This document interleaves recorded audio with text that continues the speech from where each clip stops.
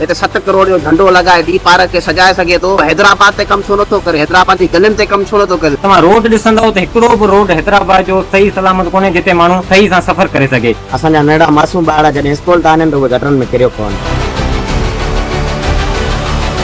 ही हैदराबाद शहर आहे जिते तरक़ियाती मंसूबनि जा ऐलान त वॾी धाम धूम सां थियनि था, पर अमली तौर केतिरा ई कम रोलड़े जो शिकार नज़र अचनि था। शहर जे मुख़्तलिफ़ इलाइक़नि में रोडनि जी तामीर, नालियुनि जी सफ़ाई, ड्रेनेज ऐं ॿियनि बुनियादी सहूलियतुनि जा कम वक़्त सिर मुकमिल न थियण सबबि शहरनि खे रोज़ानी अच वञ में सख़्त मुश्किलातुनि खे मुंहुं ॾियणो पवे थो। किथे रोड खोटे महीननि खां कमु अणपूरो छॾियो वियो आहे त किथे तामीर थियल रोड थोरे ई अरसे में ॿीहर टुटण शुरू थी विया आहिनि। शहरनि जो चवणु आहे त तरक़ियाती मंसूबनि ते अवाम जो पैसो ख़र्च थियण बावजूदि जेकॾहिं नतीजा नज़र न अचनि त सवाल ज़रूरु पैदा थियनि था त आख़िर ज़िम्मेवारी कंहिंजी आहे। तरक़ियाती कम तव्हां पाण अचे पंहिंजी अखियुनि सां ॾिठा आहिनि। हिते जेका गली आहे उहा तव्हां हालत ॾिसी सघो था, जिते रोड ई न आहे, पाणी हिते बीहे थो बरसाति में एॾो जो माण्हू निकिरी नथो सघे। ॿियो वरी असां तव्हां गैस जी लोड ॾिसो, माना ही सॼो सिस्टम हिननि करप्ट कयो, हिननि एॾियूं बजटूं अचनि थियूं मेयर हैदराबाद वटि ताकी उहो सभु कमु कराए सघे थो। हूअ हिते 7 करोड़ जो झंडो लगाए डी पार्क खे सजाए सघे थो, पर उहो हैदराबाद ते कम छो नथो करे, हैदराबाद जी गलियुनि ते कम छो नथो करे, हैदराबाद जे माण्हुनि ते कम छो नथो करे। गुज़िरियल 18 सालनि खां पीपल्स पार्टी जी हुकूमत आहे।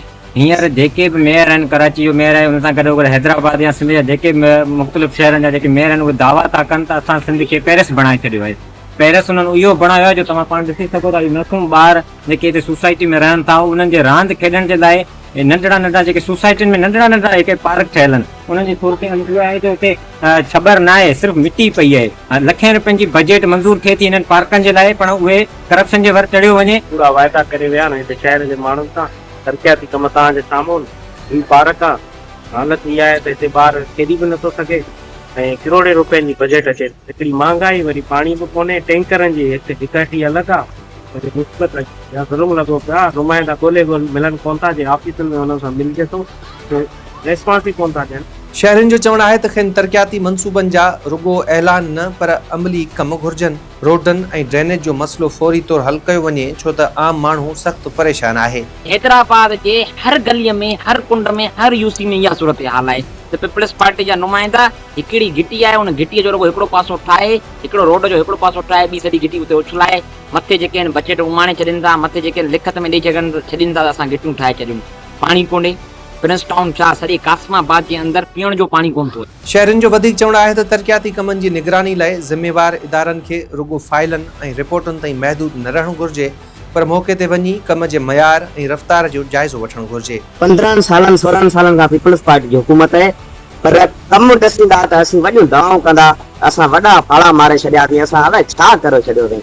पर जॾहिं अगरि ग्राउंड फ्लोर ते असीं वेंदासीं, हेठि वेंदासीं त असांखे ज़ीरो रिज़ल्ट मिलंदी। असां हेॾा तव्हां ॾिसंदव त कचरे जा ढेर लॻा पिया आहिनि। किथे आहे यूनियन काउंसिल? यूनियन काउंसिल पंहिंजो पेट भरण में पूरी आहे, रुगो पंहिंजी करप्शन करण में पूरी आहे, पर हीअ त सफ़ाई कोन थी थिए। हैदराबाद वासियुनि मुतालबो कयो आहे त अणपूरनि मंसूबनि खे फौरी तौर मुकमल कयो वञे, नाक़स कमु कंदड़ ठेकेदारनि ख़िलाफ़ कार्रवाई कई वञे ऐं तरक़ियाती मंसूबनि में शफ़ाफ़ियत यकीनी बणाई वञे।